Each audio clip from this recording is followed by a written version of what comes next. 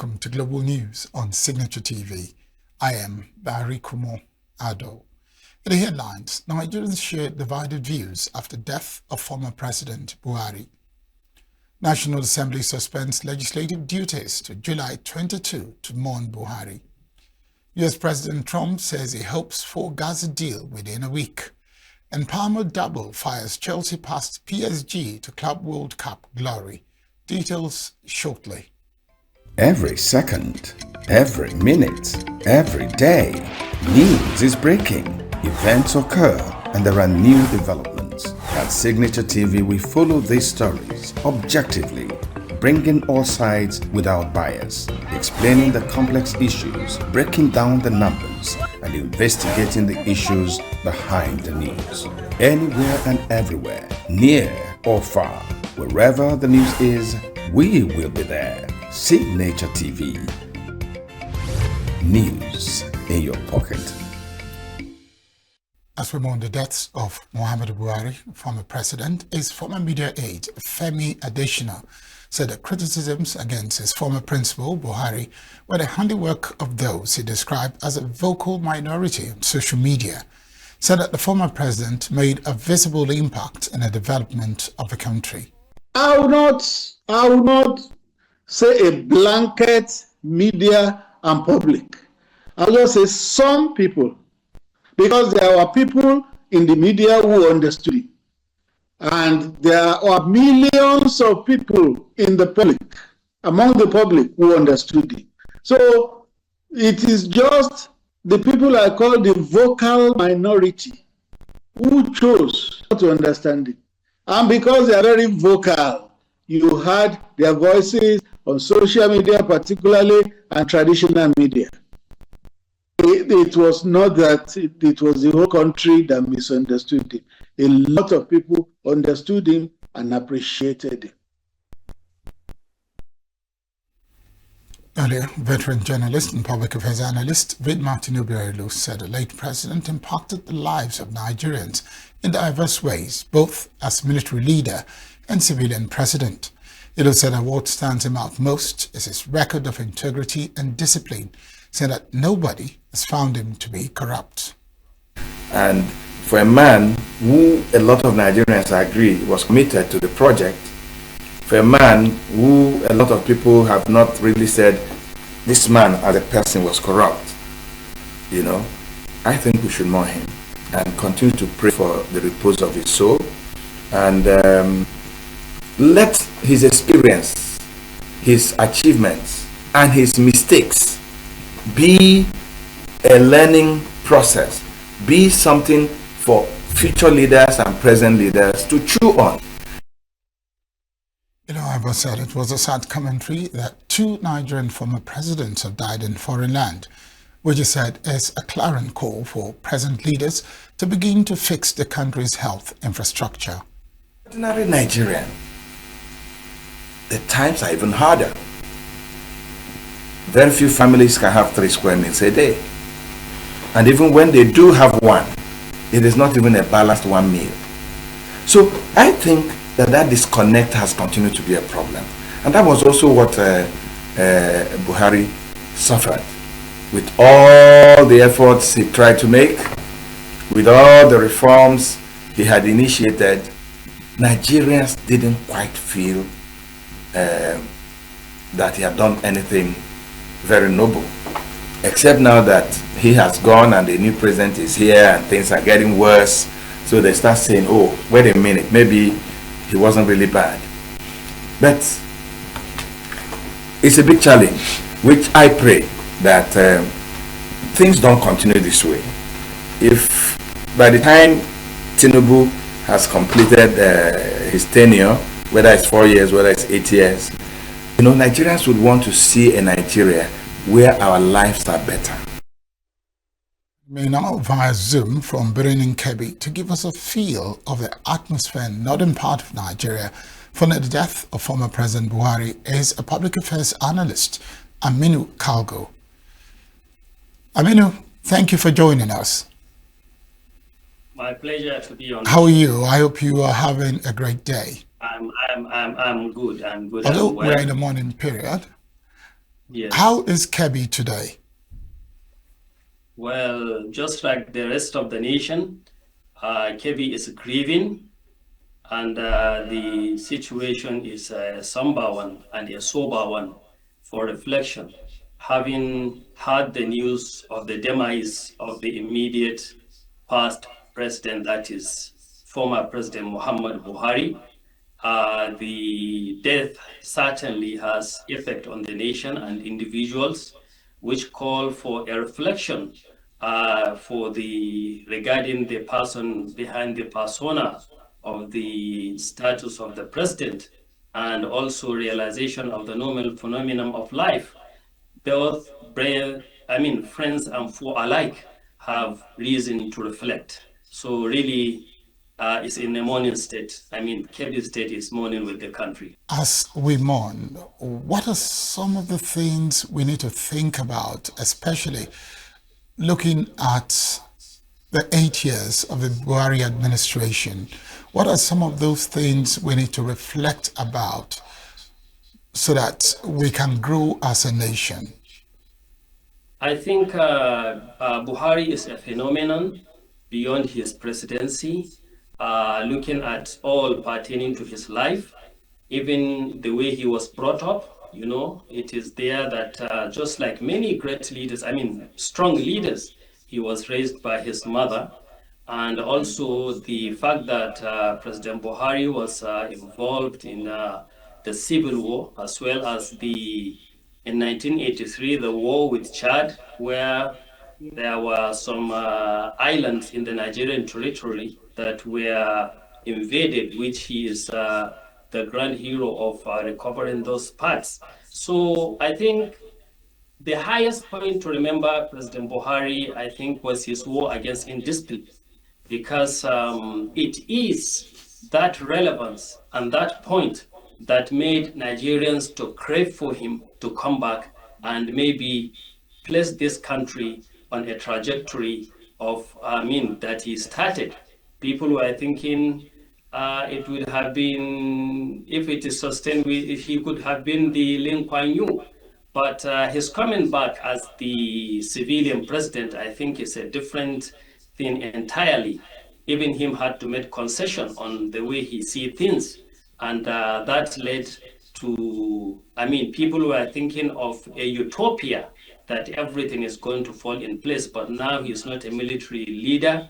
Age is not on his side, his health, and a lot of things have come to play that the expectation was so high, and what was achieved could not satisfy Nigerians. And I think politically, I think you could hardly find anyone with accolades as the former president, because in politics, what matters is influence. Since the opposition won the presidency, that credit can go to his accolade, his persona, and his legendary, larger than life aura that he has of being incorruptible. I think was the grand thing that brought out the landslide in 2015. So all the strategy of the opposition were centered onto his persona, and I think to this day that is they are reaping the profits. The profits from that his stature and his personality. So, as we look back and look at the place of integrity in governance, what advice would you give to politicians? Well, I think in him there's a good advice for politicians, because I think in this country, in our recent history, the only time when we have an election, I'm referring to 2015, which is done on a platform of integrity, was that 2015 election. And I think a lot of things have to come, because I know there was a colleague long time ago who vouched on me that there is no way somebody like Buhari can be a president in this nation. But look at what happened in 2015. the opposition now see what the ordinary people are after and know. At them, they have many serious politicians, well-known. Atiku is there, the current president is there, but nobody run. They decided to leave that ticket for the former president because of what he stands for. They believe he can win despite being in opposition. The only time an opposition party have won. So I want to say it is something for Nigerians to reflect, especially the politicians. Let's bring back that, that campaign of integrity and trying to save this nation and put us on the trajectory. I think that is what we need to do. It can pay. It has paid time. And I think if we go back to that, we can, because the disappointment, I believe the expectations for his government was so high and it resulted in a disappointment, I must say, because naturally, a lot of people who vote for him are younger people, their agility, their inexperience, exuberance in life. The expectation was just utopia. They were thinking that we are going to have paradise on earth, and which is not the circumstance in life. So there was a bit of disappointment, but that should not derail us from thinking and voting and making integrity key in people that we elect. Thank you very much, Aminu Kalgo, for coming on to talk about the late President Muhammadu Buhari. Thank you again. My pleasure. Similarly, Nigerians have been reflecting on the death of former President Muhammadu Buhari, who died in London at the age of 82. Those who spoke on the demise of a late general portrayed their impression about his character and leadership of the country. The bereaved, the family at large, at least my condolence to them. So Buhari has played his own part. No one is a saint, you understand? We are missing Buhari now when the president is in place. So I can still tell you for the truth, we are still missing Buhari. I can never say a good thing or anything, and I cannot even waste my prayer on Buhari because I cannot say anything. I cannot see anything or maybe remember anything that this man has done during his tenure. It was worse. Buhari led Africa's most populous country from 2015 to 2023 and was the first Nigerian president to oust an incumbent through the ballot box. He first led the country as a military ruler after a coup in the 1980s and earned a devoted following for his brand of anti-corruption politics. Buhari referred to himself as a converted Democrat and swapped his military uniform for kaftans and prayer caps, and took power when Nigeria was reeling from jihadist group Boko Haram's kidnapping of nearly 300 schoolgirls from the northeastern town of Chibok. Meanwhile, the National Assembly has put all legislative activities on hold in honor of Nigeria's former President Muhammadu Buhari. The clerk of the National Assembly, Kamuru Ogulano, announced the development in a statement released on Monday. The leadership of both chambers conveyed their condolences to the government and people of Nigeria, the government and people of Katsina State, and to late president's wives, children, and extended family. The Sultan of Sokoto, Mohammed Saad Abubakar, has described the death of former President Muhammadu Buhari as the end of an era. In a statement by his media team, the Sultan said Buhari had an unwavering belief in the traditional institution as a pathway to achieve a Nigeria characterized by peace, unity, and prosperity.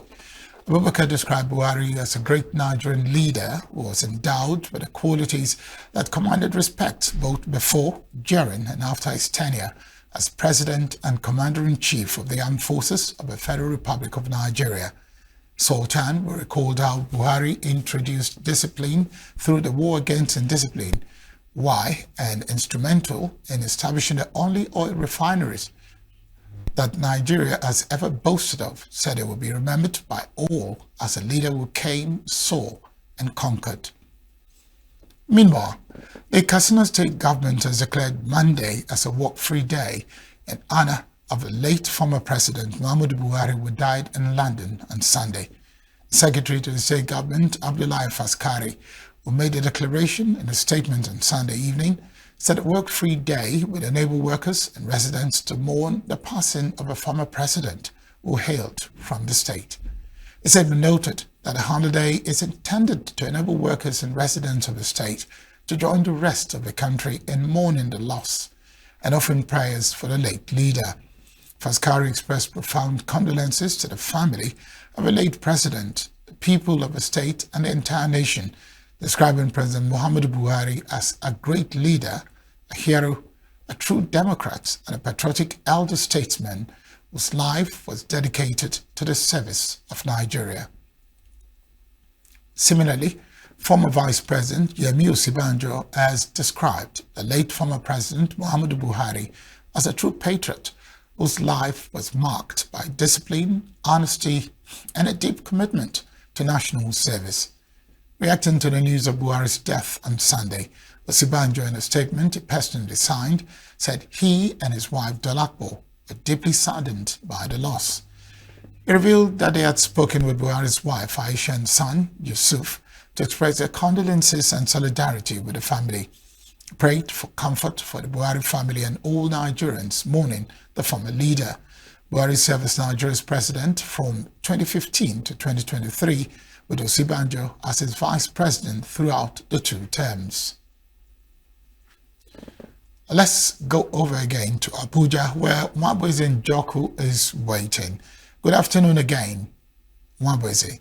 So, Mwabweze, can you give us an expression or a description, rather, of what is happening in Abuja following the death of a former president, Muhammadu Buhari? Let me give you an idea of what happened on Sunday when the news broke formally. But let me say first that about 2 hours before the official statement from the presidency, the news was a kind of a rumor around Abuja here, and some social media platforms picked it up, but there was no official confirmation.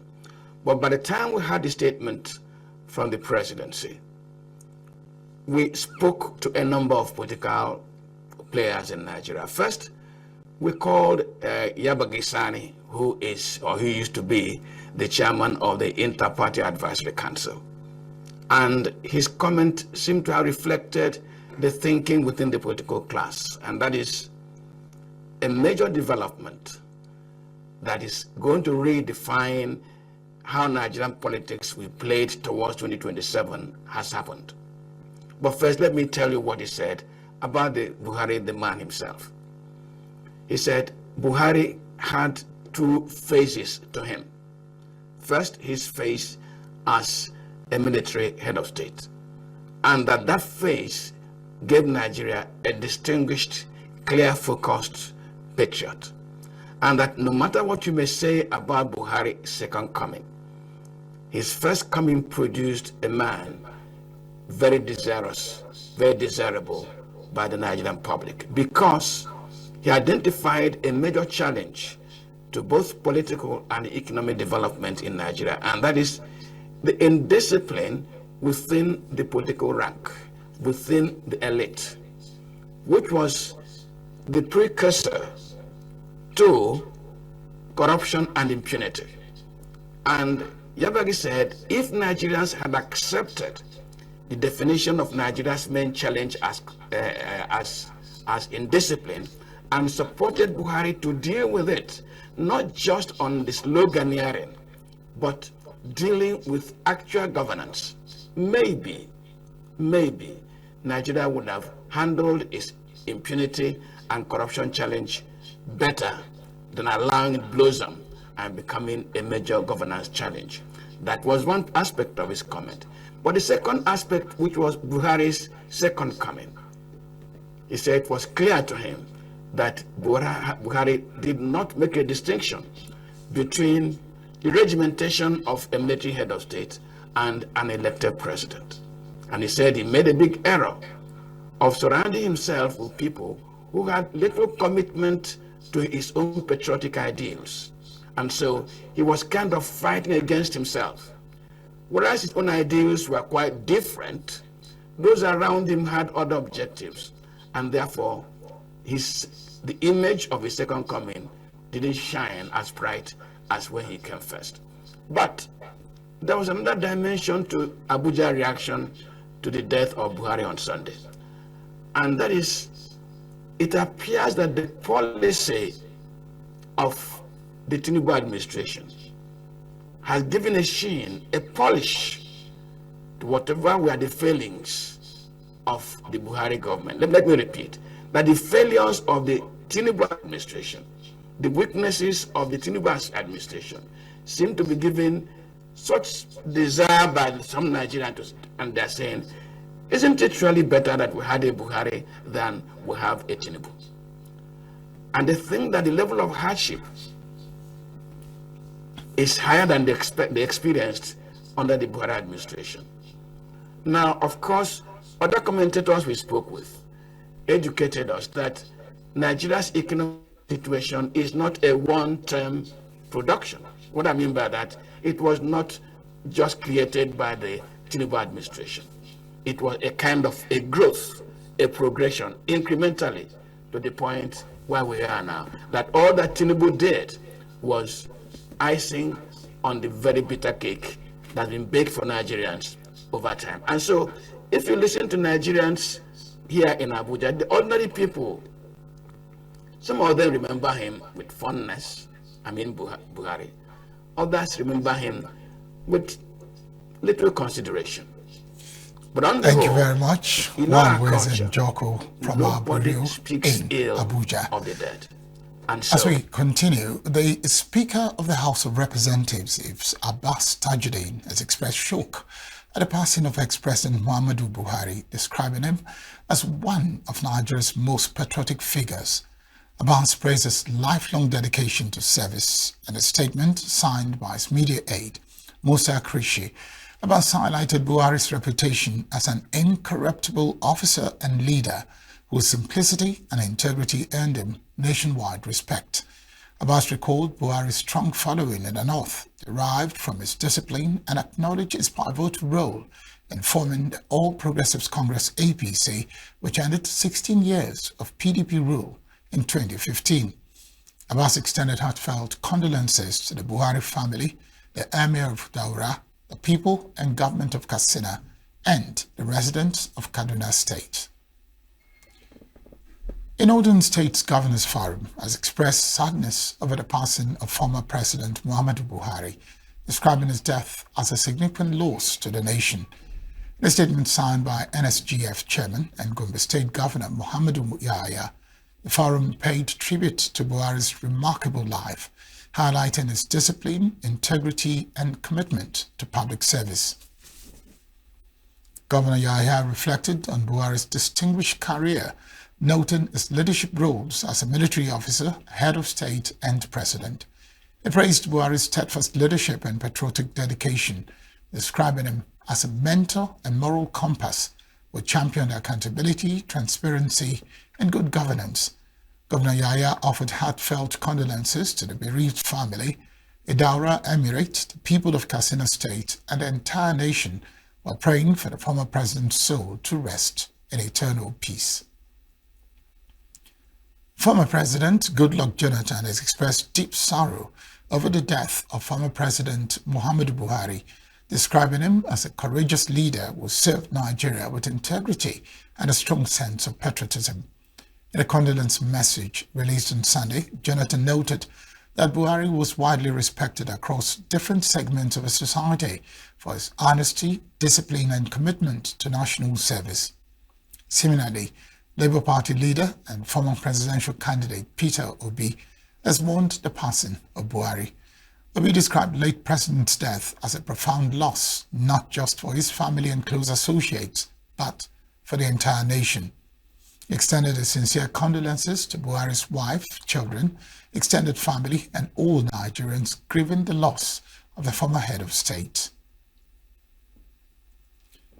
Up ahead, a coalition of united political parties paid tribute to former President Muhammadu Buhari.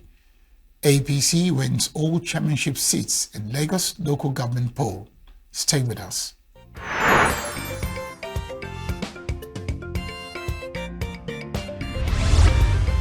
Signature TV, news in your pocket.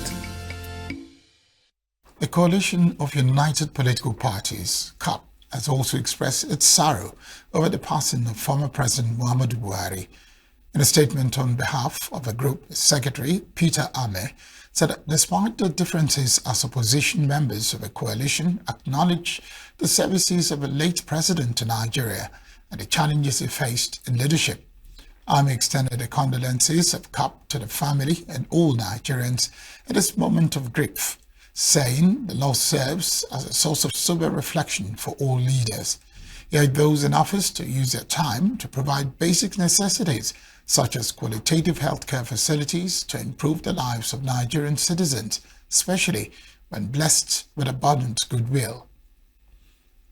In the same vein, the Economic Community of West African States, ECOWAS, and the Northern Chapter of the Christian Association of Nigeria, CAN, have mourned the death of former President Muhammadu Buhari, praising his legacy in national leadership and regional integration.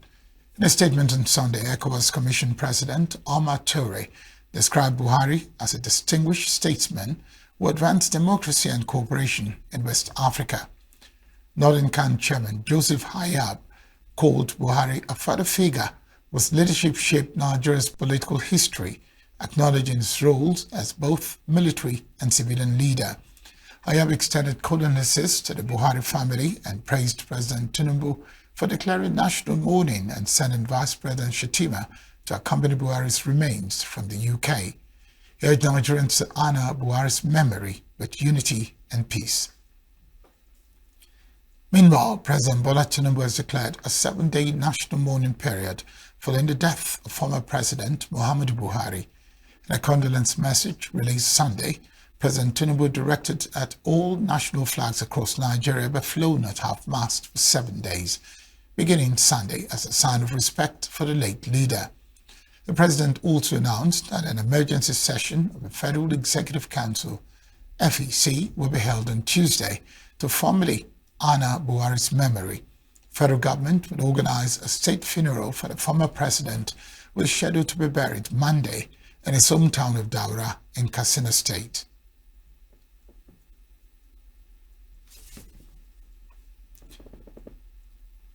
The All Progressives Congress has clinched all 57 chairmanship seats and 375 out of the 376 councillorship positions in local government election held in Lagos State on Saturday. Lagos State Independent Electoral Commission, which announced the results on Sunday, said that APC swept the polls in all 20 local government areas and 37 local council development areas of the state. A major upset, however, the People's Democratic Party secured a rare victory in Ward D of the Yaba LCDA, where its candidate Babatunde Dosumu defeated the APC contended. Dosumu, a former APC member, defected to the PDP shortly before the poll. Lasik described the elections as largely peaceful, despite concerns raised about voter turnout and alleged irregularities in some areas. The newly elected council chairman and councillors are expected to be sworn in later this month. The Anambra State Police Command has rescued a kidnapped victim, killed one suspect and recovered several arms and other incriminating materials in a gun duel with hoodlums at Amokbala community in Agwata, owned by local government area of the state. Spokesman for the Anambra State Police Command, Tochukwu Ikenga, who confirmed the incident in a press statement, said operatives of a police-led joint security force from the forward operating base Agwata encountered the hoodlums while on a night visibility patrol in the area. According to him, the rescued victim has since been debriefed and provided with necessary medical attention ahead of a safe reunion with her family. He added that the Commissioner of Police, Anambra State, Ikioye Orutugo, commended the gallant efforts of the operatives and reaffirmed the command's unwavering commitment to making Anambra State inhospitable to all forms of criminal activity. Up next is Stock Report.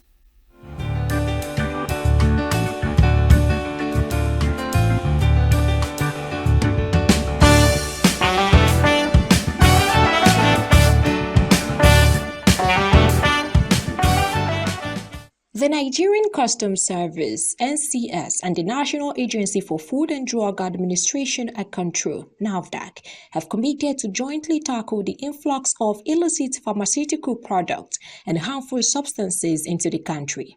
They made the pledge when the Comptroller General of Customs, Adewale Adeniyi, visited the Director General of NAFDAC, Professor Moji Adeyeye, at her office in Abuja, which culminated in inaugurating a joint implementation committee aimed at enforcing the terms of a Strategic Memorandum of Understanding, MOU, signed between the two agencies in 2024. The visit was a direct step forward in translating the MOU into actionable programs, with both the legal advisor to the Nigeria Customs Service, Smart Akande, and NAFDAC representative, Olakunle Olaniran, present to reinforce the institutional commitment behind the move. The fluctuating price of tomato in the country has been attributed to seasonal harvest, changing weather, limited labor, and high cost of input. Horti Nigeria, which raised this alarm, identify other causes to include high cost of transportation, use of raffia basket, and inadequate limited storage facilities and limited access to market prime information. The communication coordinator, IFDC, Femikemi Adurogbangba, in a statement explained that prices of tomatoes often skyrocket between April and August due to heavy rains and seasonal demand spikes during religious observances like Ramadan. To tackle the issue of storage, lack of processing facilities, and damaged roads, she said the firm has deployed local zero-energy cool chambers, ZEG, in Kaduna and Kano, and also upgraded cold storage units in Ogun and Oyo in partnership with Eupepsia Place and Nihot. These facilities, according to her, extend the shelf life of tomatoes, enabling farmers to wait for better market prices instead of selling at a loss immediately after harvest. The British American Tobacco Nigeria Foundation, BATNF, has officially opened applications for its flagship Farmers for the Future F4F grant, designed to empower NYSC core members and young agri-entrepreneurs to build sustainable and impactful agri-businesses that transform local communities. The application window, which runs from July 7 to July 20, 2025, is open to passionate young Nigerians ready to take their agribusiness dreams to the next level. Speaking on the program's impact, Oludare Odusanya, General Manager, BAT Nigeria Foundation, encouraged the youth to take part on the program as it is an opportunity to build youth-led agribusinesses that create jobs, strengthen food security, and inspire innovation across Nigeria's agricultural value chain. The Farmers for the Future grant offers up to 10 million naira in equity funding to successful applicants alongside participation in a rigorous business accelerator bootcamp, a full year of tailored mentorship, and access to a powerful network of young agri-entrepreneurs. Beneficiaries are also equipped with critical skills in financial management and strategic planning, positioning them to reduce waste, improve pricing strategies, and become reliable suppliers to major markets. Ibom Air has set a revenue target of 150 billion in the 2025 financial year period. Mr. George Uriesi, the acting managing director of Ibom Air, unveiled this plan on Friday when the airline hosted a travel agents forum in Lagos.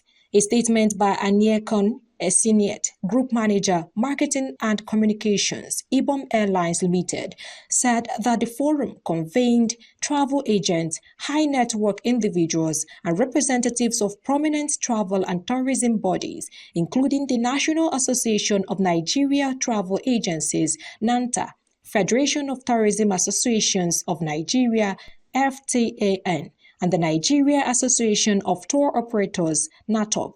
The 150 billion revenue growth target indicated 64% growth when compared to the 2024 operating year, where the airline earned 96 billion turnover. According to Ureisi, the next phase of growth would come from the entry into service of the new terminal at Victor Atta International Airport, which would allow the airline transit from a point-to-point carrier to a hub and spoke network carrier. Uriasi assured that the airline was on a growth trajectory and lauded the contribution of travel agents to the airline's revenue since they came on board 6 months ago. I am Belinda Nwobodo for Signature TV News.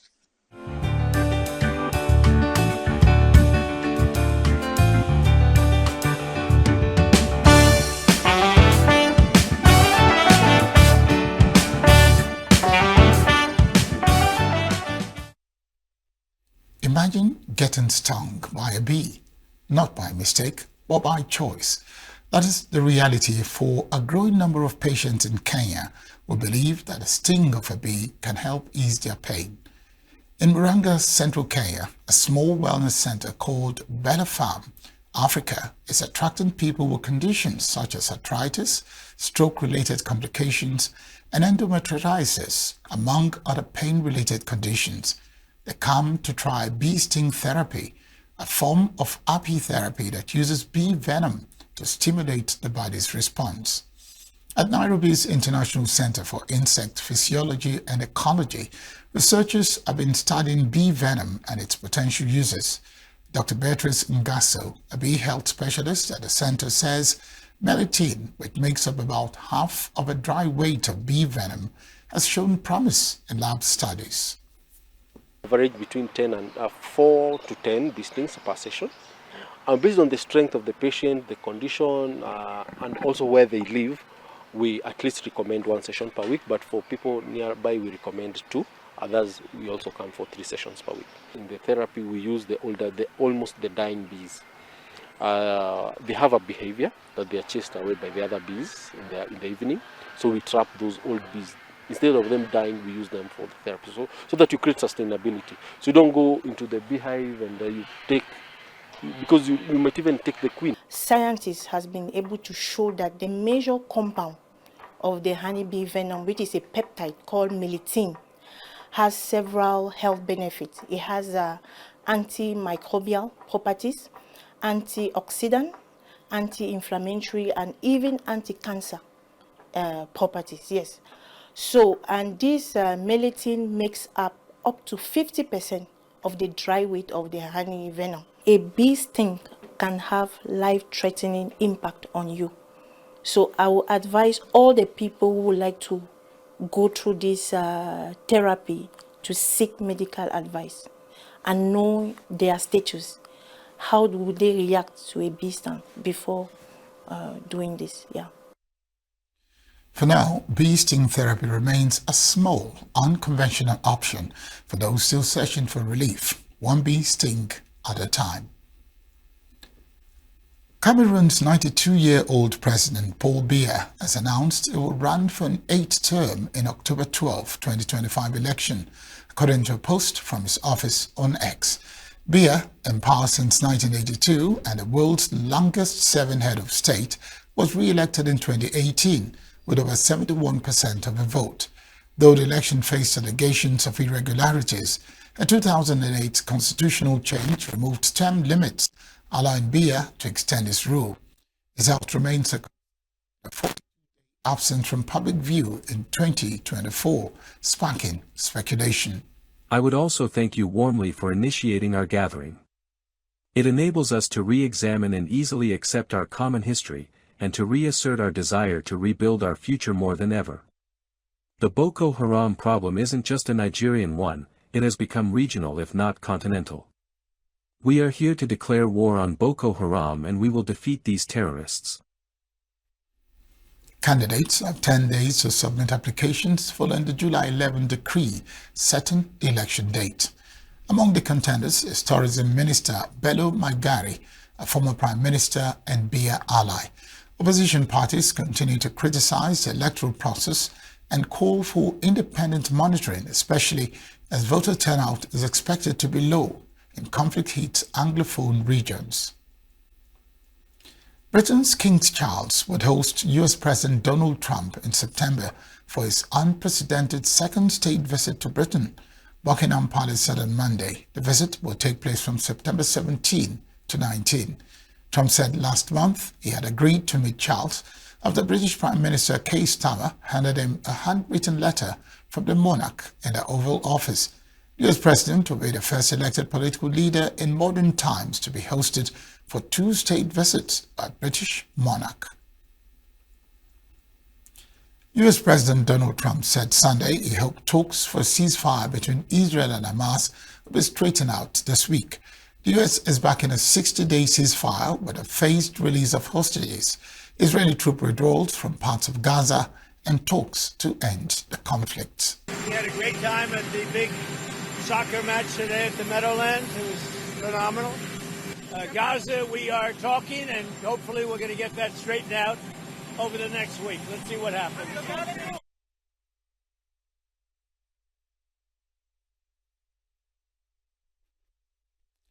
US President Donald Trump said on Sunday that it would be a great thing if Fed Chairman Jerome Powell stepped down. Well, I think if Jerome Powell stepped down, it would be a great thing. I don't know that he's going to, but he should. Jerome Powell's been very bad for our country.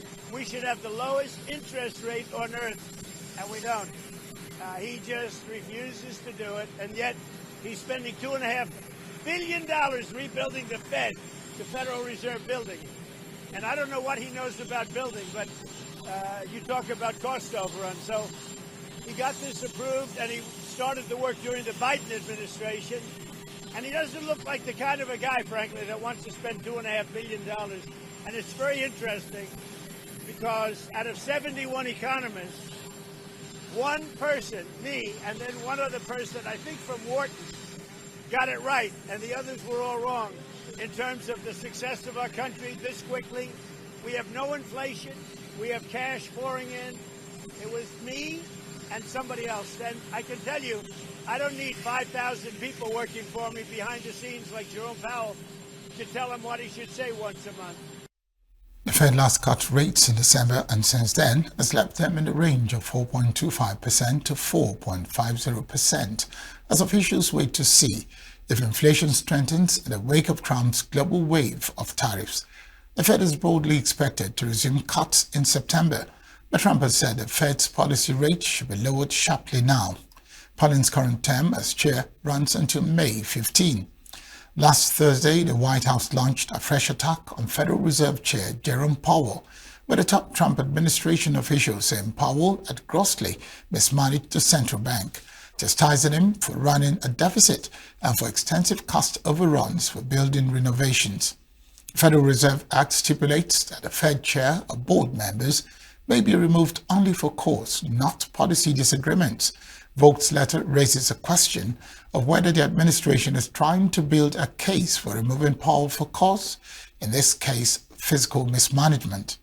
A recent Supreme Court opinion in a case involving Trump's firing of Democrats from 2 independent labor boards, however, appears to confer protection for top Fed officials from removal by a president. EU Trade Commissioner Maroš Šefčovič said on Monday that the 30% tariff US President Trump has threatened to impose on the EU would practically eliminate trade. Šefčovič also said that the European Union and the US are approaching a good outcome for both sides in the trade talks. US President Donald Trump took part in a post-match ceremony at MetLife Stadium in New Jersey on Sunday, presenting the FIFA Club World Cup trophy to Chelsea, following a commanding 3-0 win over Paris Saint-Germain in the tournament final. Trump attended the match alongside First Lady Melania Trump, Homeland Security Secretary Kristi Noem, and FIFA President Gianni Infantino. He was greeted with boos from parts of the crowd as he stepped into the podium for the award ceremony. After the final whistle, Trump presented several individual honors, including the Golden Ball to Chelsea's midfielder Cole Palmer and a Golden Glove to Chelsea goalkeeper Robert Sanchez. He and Infantino also handed out medals to referees, PSG squad, and the victorious Chelsea players and coaching staff. Ceremony concluded with Trump and Infantino presenting the trophy to Chelsea, who celebrated on the pitch. And that's the news this hour. I am Barry Kumo Ado. Thank you very much for watching.